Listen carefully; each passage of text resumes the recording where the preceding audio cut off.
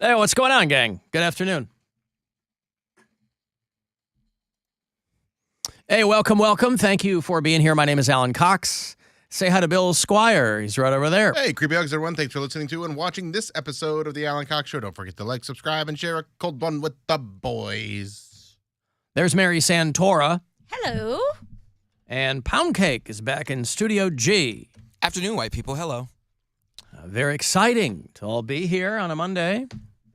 We got Guardians opening day on Friday. We'll be down at Progressive Field for that. That'll be very exciting, too. Oh, so much excitement to go around. Who can stand it? If you'd like to join us live, telephonically, you can. 216-578-1007, 800-348-1007. I want to send me a text, 35192. I don't always respond to those, but I try to respond to the ones that Tickle you? Something that I fancy. Yeah, something that requires, or I don't know. And, of course, if you listen on that iHeartRadio app, you can leave us messages there, too. Today, as I was reading, is the 50th anniversary of the cell phone. Wow. So you have half a decade to blame for, half a century, rather, to blame for all of your problems. Really? And I imagine that the 50. first... It doesn't seem like 50 years. 70. It doesn't seem like 50 years. 1973? I didn't know it was that long. I was reading up on it. Well, That's what I'm saying. Yeah, a guy that was working for Bell Labs. They had developed mobile phone technology way before that. They were working on something. People had car phones for a while. They had in their car, and those kind of got real big in the 80s. But the technology had been around for a while. But a guy at Bell Labs was working on a portable cellular phone, something you didn't have to plug into your car or whatever. And so it was April 3rd, 1973, that he called a rival researcher at the Motorola company and said, "Guess what I'm doing, dummy? I'm calling you on a real cell phone. How do you like that?"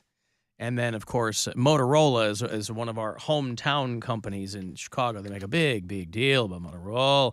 I think it was Bell Labs out in Jersey that had come up with the mobile phone.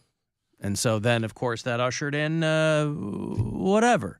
A lot of good things. You take the rough with the smooth, right? I mean, imagine a world in which there was no...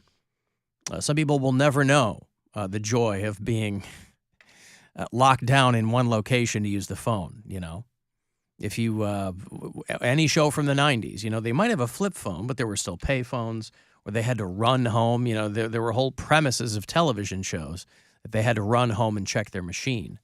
Right. And that's barely a thing anymore. Seinfeld, right? One of the most famous episodes of Seinfeld is that George had left a message he didn't like, and so they had to find a way to sneak into the woman's apartment so they could swap out the answering machine tape, these tiny little micro cassettes that were in the answering machines.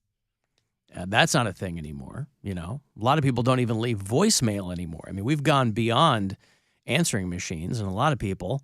When was do you regularly leave a voicemail for someone?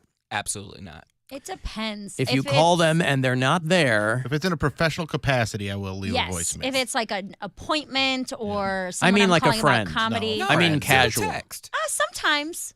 I don't know. I think it Very depends on how rarely. I'm feeling that day. I'll either leave a short like, "Hey, call me back," blah, blah, or like Cody said, hang up and then text them what you would have said in a voicemail. Well, because my thought is also partially that they will see you called. Correct. They'll see they have a missed call. Like I've mentioned this, I spent this last weekend with my kids at Michigan State. And my kids, I don't know if they're outliers or what, but I will never hear back from them if I text. But if I call, I can always get them. So I assume maybe they just have such a volume of texts that they don't see them, or I don't know what. But usually it's the other way around. They'd be like, "Oh, my kids never talk on the phone. It's all text." I have to call my kids if I want to talk to them. I'll never get a text back, or very, very rarely. But if I was calling a friend the other day that I hadn't talked to in a while, and it rang and rang and rang, and I hung up. I should have left a voicemail. "Hey, what's up?" But like I said, I always think, well, they'll see that I called. They have a missed call. But you can't even count on that. But I feel like we've gone way beyond even answering machines. And like I couldn't tell you, it's been years and years and years since I did a personal voicemail greeting. You just do the standard, whatever the robot puts on your phone. Yeah, with your phone you'll number, reach right? This number. Yeah. Yep. Because that way you can keep it professional if you want to.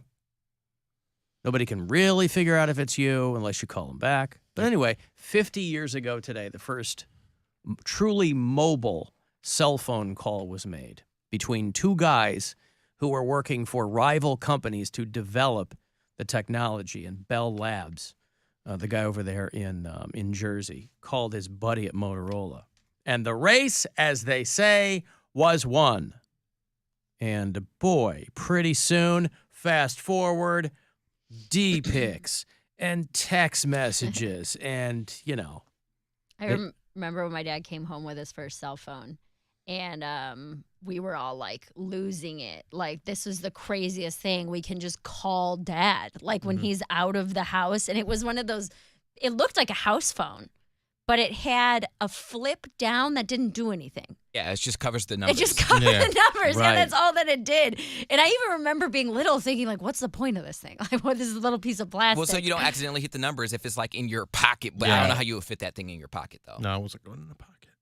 I mean, I had my first cell phone at 24, 25.